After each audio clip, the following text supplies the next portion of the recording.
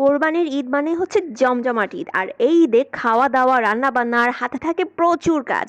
আর সবচেয়ে বড় কাজ হচ্ছে গরু।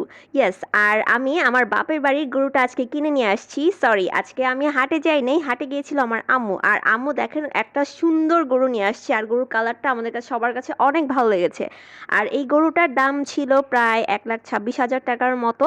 আমরা তো গরু দেখে অনেক খুশি। আর গরুটা অনেক শান্ত ছিল। আর এটাকে বসতে বললে বসছিল, দাঁড়াতে বললে এটা দাঁড়াচ্ছিল, এটা কথা শুনতেছিল। এটাই আমাদের সবার কাছে অনেক সারপ্রাইজ লেগেছে। তো আমরা তো গরুকে আজকে খাওয়াচ্ছি, অনেক আদর করতেছি, গরু দেখে আমরা অনেক খুশি। আর আম্মু পা ভাঙা নিয়ে সে হাটে গেছে গরু আনতে। চিন্তা করেন, ঈদ মানে কি আনন্দ! আর হবে না কেন বলেন, বছরে দুইটা ঈদই তো আসে। রোজার ঈদে তো আমরা কেনাকাটা করি, শপিং করে পুরো উড়ায় দেই। আর কোরবানি ঈদ মানে হচ্ছে কোরবানি, মানে গরু ছাগল যেটাই হোক আমরা কোরবানি দিয়ে সবাই মজা করি।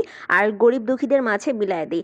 আর এই গরুটা দেখেন, আম্মুর আম্মুর গরু আর এই গরুটা অলমোস্ট সেম। আর এটা হচ্ছে আমার শ্বশুর বাড়ির গরু। আমার শ্বশুর এই কালকে রাতে এই গরুটা নিয়ে আসছে। আর এই গরুটার দামও 1,20,000 টাকার মতো। তো দুইটা গরুই প্রাইস সেম। আমি তো দেখে পুরাই অবাক।